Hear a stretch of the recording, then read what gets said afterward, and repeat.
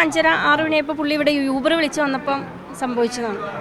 ഇവിടെ നിന്ന് ആരോ യൂബർ വിളിച്ചിട്ട് പുള്ളി വന്നതാണ്. അപ്പോൾ വഴി അറിയില്ലായിരുന്നു പുള്ളി. അപ്പോൾ മറ്റേ ഗൂഗിൾ മാപ്പ് നോക്കിയിട്ടാണ് വന്നത്. അങ്ങനെ വന്ന് പുള്ളി ഇതിൽ വീണതാണ്. ഇത് ശരിക്കും മരട് മുനിസിപ്പാലിറ്റിയുടെയും കോർപ്പറേഷൻ്റെയും ബൗണ്ടറി തോടാണ്.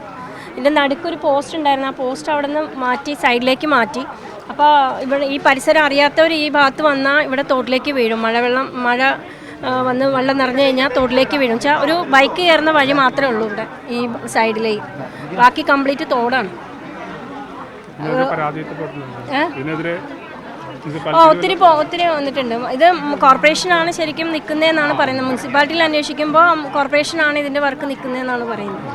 എന്നാലും നമ്മുടെ മരട് മുനിസിപ്പാലിറ്റിയുടെ വീടുകളാണ് സൈഡിൽ കൂടുതലുള്ളത് കൊണ്ട് ഇതിൻ്റെ ക്ലീനിങ്ങും കാര്യങ്ങളും ഒക്കെ മരട് മുനിസിപ്പാലിറ്റി ചെയ്യാറുണ്ട്.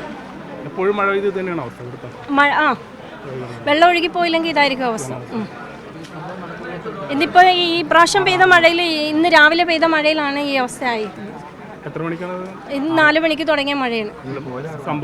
സംഭവം രാവിലെ 5:30-6 മണിയായപ്പോൾ പുള്ളി ഇവിടെ യൂബർ വിളിച്ച് വന്നപ്പം സംഭവിച്ചതാണ്. ഇവിടെ നിന്ന് ആരോ യൂബർ വിളിച്ചിട്ട് പുള്ളി വന്നതാണ്. അപ്പോൾ വഴി അറിയില്ലായിരുന്നു പുള്ളി. അപ്പോൾ മറ്റേ ഗൂഗിൾ മാപ്പ് നോക്കിയിട്ടാണ് വന്നത്. അങ്ങനെ വന്ന് പുള്ളി ഇതിൽ വീണതാണ്. ഇത് മുനിസിപ്പാലിറ്റിയാണ്. ഇത് അതിർത്തി തോടാ, ഇത് കോർപ്പറേഷൻ. അപ്പോൾ ഇവിടെ എല്ലാം തർക്കമാണ്. ആരാണ്, കോർപ്പറേഷൻ ആണോ മുനിസിപ്പാലിറ്റി ആണോ? ഈ ലൈറ്റ്, ഈ CSMLൻ്റെ ലൈറ്റ്, അത് കാണിച്ചു കൊടുത്തോ, ലൈറ്റ് കാണിച്ചു കൊടുത്തു. ആ ലൈറ്റ് 3 മാസത്തോളമായി പോയിട്ട്. ഇവിടെ പട്ടിയും രാത്രി ഇരുട്ടാ. ഞാൻ KSEB വിളിച്ചു പറഞ്ഞു. അപ്പോൾ പറഞ്ഞു CSML എന്ന് പറഞ്ഞു. കൗൺസിലറെ വിളിച്ചു, ഒരു നടപടിയില്ല. 3 മാസമായിട്ട് അത് അടയ്ക്കണം. അങ്ങനെ ഒരു കാര്യത്തിൽ ഇവിടെ ഈ തർക്കവും പറഞ്ഞിട്ട് നടപടിയാവുന്നില്ല. ഇത് തന്നെ കുറേ ഈ സൈഡൊക്കെ പൊട്ടിയിട്ട് പലയിടത്തും പറയുന്നുണ്ട്. ഇവിടെ തോടാണത്. മഴക്കാലത്ത് എന്തായാലും ഇത്ര നല്ല മഴ പെയ്താൽ തോട് കാണൂല. അപ്പൊ നമുക്ക് ബുദ്ധിമുട്ടില്ല, നമുക്കറിയാം ഇവിടെ തോടാണ്.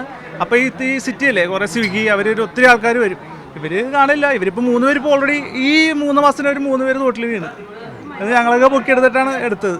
3 പേര് സ്വിഗ്ഗിക്കാർ വന്ന് തോട്ടിൽ വീണിട്ടുണ്ട്.